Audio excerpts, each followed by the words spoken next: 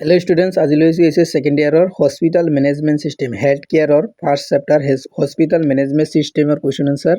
গতিকে তোমালোকে চাই যোৱা। হস্পিটেল কি বা চিকিৎসালয় কি? বিশ্ব স্বাস্থ্য সংস্থাৰ মতে এখন চিকিৎসালয় হৈছে সামাজিক আৰু চিকিৎসা সংগঠনৰ এক অবিচ্ছেদ্য অংশ, যাৰ কাম হৈছে জনসংখ্যাক সম্পূৰ্ণ স্বাস্থ্য সেৱা প্ৰদান কৰা, যি প্ৰতিৰোধমূলক কাৰ্য আৰু নিৰাময়কাৰী দুয়োবিধৰে হয়। হস্পিটেলৰ কাৰ্যসমূহ কি কি? হস্পিটেলৰ কাৰ্যসমূহ হ'ল পুনৰুদ্ধাৰ কাৰ্য, ৰেষ্ট'ৰেটিভ ফাংচন। ইয়াত ৰোগ নিৰ্ণয় কৰা প্ৰক্ৰিয়া অন্তৰ্ভুক্ত থাকে। ইয়াত সকলো ধৰণৰ আঘাত বা ৰোগৰ চিকিৎসা কৰা হয়।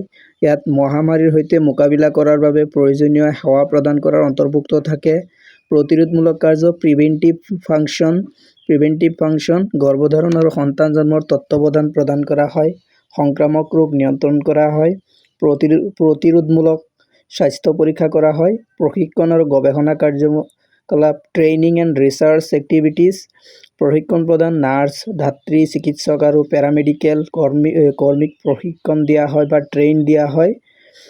ট্ৰেইনিং দিয়া হয়। গৱেষণা কাৰ্যকলাপ, নিদানিক ঔষধ, ক্লিনিকেল মেডিচিন আৰু চিকিৎসালয়ৰ অনুশীলন তথা প্ৰশাসনৰ উন্নতিৰ বাবে গৱেষণা কৰা হয়। তাৰপিছত আছে গুৰুত্বপূৰ্ণ প্ৰশ্নোত্তৰ শ্বৰ্ট কুৱেশ্যন আনচাৰ। হাত ধোৱাৰ পদ্ধতি কি? হোৱাট ইজ হেণ্ড ৱাশ্বিং ছিষ্টেম? হাত ধোৱা হৈছে হাতত থকা মাটি, লেতেৰা বা অনুজীৱ আঁতৰ কৰাৰ বাবে পানী বা চাবোন বা চেনিটাইজাৰ ব্যৱহাৰ কৰি হাত পৰিষ্কাৰ কৰা এটা প্ৰচেছ বা প্ৰক্ৰিয়া। GDৰ সম্পূৰ্ণ নাম কি? General duty assistant. তাৰপিছত আছে ANMৰ সম্পূৰ্ণ নাম কি? অক্সিলিয়াৰী নাৰ্ছ মিডৱাইফ ইয়াৰ সম্পূৰ্ণ নাম। তাৰপিছত আছে OPDৰ সম্পূৰ্ণ নাম কি? আউট পেচেণ্ট ডিপাৰ্টমেণ্ট, বহিৰোগী বিভাগ বা ডিপাৰ্টমেণ্ট। IPDৰ সম্পূৰ্ণ নাম কি?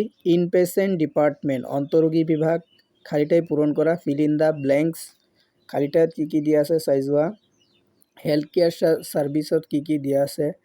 গতিকে আৰু এটা কথা কওঁ, যিসকলে এইটো চেনেলত নতুনকৈ আহিছা, চেনেলটো ছাবস্ক্ৰাইব কৰি দিবা আৰু ভিডিঅ'বিলাক তোমালোকৰ বন্ধুবৰ্গলৈ শ্বেয়াৰ কৰি দিবা, যাতে এনেধৰণৰ ভিডিঅ'বিলাক অতি সোনকালে পাবলৈ সক্ষম হোৱা।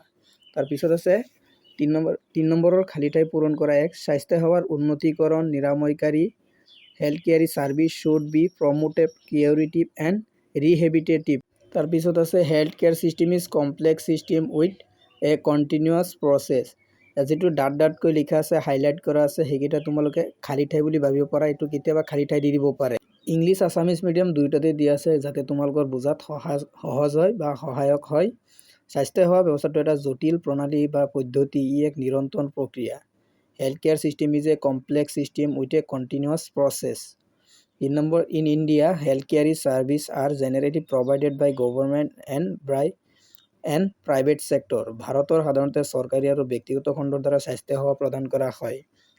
স্বাস্থ্যসেৱাৰ বৈশিষ্ট্যসমূহ লিখা। স্বাস্থ্যসেৱাৰ বৈশিষ্ট্যসমূহ কি কি? শ্ৰেণী বিভাজন। 4 নম্বৰটো এইটো চাই যোৱা। স্বাস্থ্যসেৱাৰ ব্যৱস্থাৰ বৈশিষ্ট্যসমূহ তলত উল্লেখ কৰা হ'ল। এইকেইটা পইণ্ট ৱাইজ চাই যাব। পইণ্ট ৱাইজ দিলে তোমালোকৰ বেছি সুবিধাজনক হ'ব। ইয়াত এটা গতি আছে যে ইনপুট আৰু ৰূপান্তৰ প্ৰক্ৰিয়া, আউটপুট আৰু এটা প্ৰতিক্ৰিয়াৰ এটা গুড ফিডবেক থাকে। এটা অবিৰত আৰু নিৰন্তৰ প্ৰক্ৰিয়া আৰু ই উপপ্ৰণালীৰে গঠিত। ই এটা মুক্ত ব্যৱস্থা য'ত কেইবাটাও বাহ্যিক কাৰকে ইয়াত কাৰ্যকলাপত প্ৰভাৱ পেলায়। তাৰপিছত আছে জনস্বাস্থ্য খণ্ডত কি কি চৰকাৰী বা বেচৰকাৰী পৰ্যায়ত অন্তৰ্ভুক্ত হৈছে, সেইকেইটা চাই যোৱা। ইয়াৰ ভাগসমূহ তলত এইদৰে উল্লেখ কৰা হ'ল বা এইদৰে দিয়া হ'ল। প্ৰাথমিক স্বাস্থ্যকেন্দ্ৰ বা স্বাস্থ্যসেৱা, গাঁও পঞ্চায়তৰ আশা কৰ্মী, আৰু 2 নম্বৰ গাঁও পৰ্যায়ৰ ANM বা নাৰ্ছ, উপকেন্দ্ৰ চাব চেণ্টাৰ, প্ৰাথমিক স্বাস্থ্যকেন্দ্ৰ PHC, চিকিৎসালয় স্বাস্থ্যকেন্দ্ৰ, সমূহীয়া স্বাস্থ্যকেন্দ্ৰ। তাৰপিছত আছে গ্ৰাম্য চিকিৎসালয়, জিলা চিকিৎসালয় আৰু বিশেষ চিকিৎসালয়, আৰু শিক্ষণ চিকিৎসালয়, মেডিকেল কলেজ। আৰু তাৰ পাছৰখিনি চাই যোৱা। স্বাস্থ্য বীমা আঁচনি। স্বাস্থ্য বীমা আঁচনি মানে কি?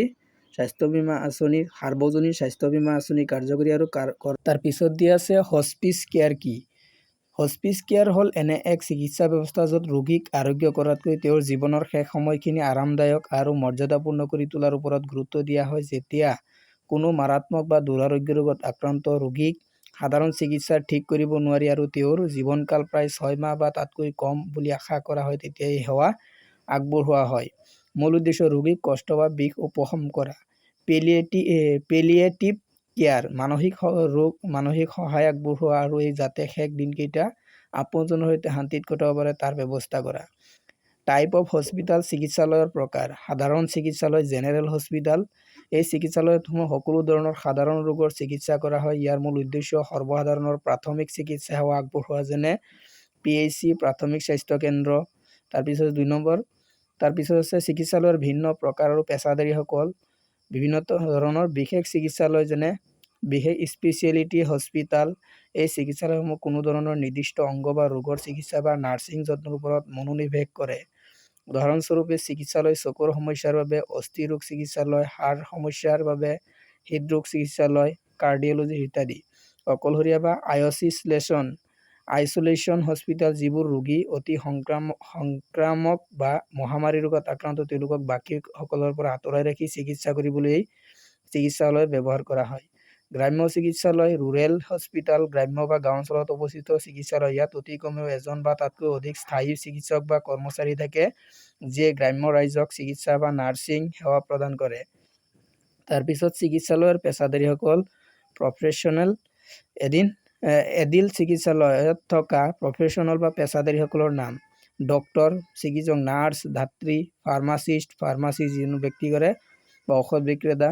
কৰ্মচাৰীৰ তালিকা আৰু চিকিৎসালয়ৰ উদ্দেশ্য পেছাদাৰীসকলৰ বাকী থকা অংশ মেডিকেল লেব টেকনিচিয়ান, তাৰপিছত এক্স-ৰে টেকনিচিয়ান, তাৰপিছত আছে ফিজিঅ'থেৰাপিষ্ট, তাৰপিছত আছে ডায়েটিচিয়ান, পুষ্টিবিদ।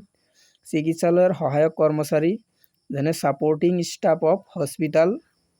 চিকিৎসালয়ত থকা সহায়ক কৰ্মচাৰীৰ নাম তাৰপিছত চাই যোৱা যেনে প্ৰশাসন এডমিনিষ্ট্ৰেটৰ, পৰিচালক মেনেজাৰ, বিশেষজনিষ্ট, ৰিচিপশ্যনিষ্ট বা অভ্যৰ্থনাকাৰী।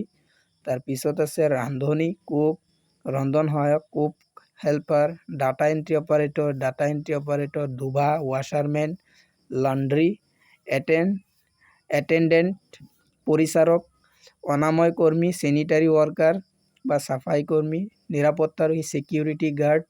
চিকিৎসালয়ৰ উদ্দেশ্য টিচিং বা শিক্ষণ চিকিৎসালয়। ইয়াৰ মূল উদ্দেশ্য কেৱল চিকিৎসা কৰাই নহয় বৰঞ্চ চিকিৎসা বিজ্ঞানৰ শিক্ষাৰ্থীসকলক মেডিকেল ষ্টুডেণ্টত প্ৰশিক্ষণ দিয়া আৰু গৱেষণা কৰা যেনে মেডিকেল কলেজ হস্পিটাল। চিকিৎসালয়ৰ বিভাগসমূহ ডিপাৰ্টমেণ্ট অৱ হস্পিটাল। নোটৰ এই অংশত চিকিৎসালয়ৰ শ্ৰেণীবিভাজনৰ পুনৰাবৃত্তি। আউটপেচেণ্ট ডিপাৰ্টমেণ্ট বহিৰোগী বিভাগ। পেচেণ্ট শব্দটো লেটিন শব্দ পেচিয়েণ্টছ শব্দৰ পৰা আহিছে।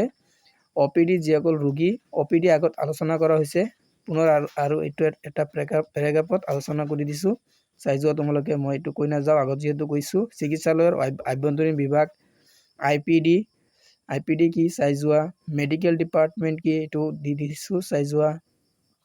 তাৰ পাছত হৃদৰোগ হাৰ্ট ডিজিজ, তাৰপিছত ছালৰ ৰোগ স্কিন ডিজিজ, আৰু আছে অন্তঃস্ৰাৱী বা হৰম'নজনিত ৰোগ এণ্ডক্ৰাইনৰ হৰম'ন ডিছঅৰ্ডাৰ্ছ, অগ্ন্যাশয় বা ডায়েবেটিছ অৰ পেংক্ৰিছ, পাচনতন্ত্ৰ ৰোগ ডাইজেষ্টিভ ছিষ্টেমছ ডিজিজ, ৰক্তবিজ্ঞান হেমেট'লজি, সংক্ৰামক ৰোগ ইনফেকচিয়াছ ডিজিজ, নিউৰ'লজি মগজু বা স্নায়ু, মানসিক ৰোগ চাইকিয়াট্ৰী, বাতজনিত ৰোগ ৰিউমেটলজি।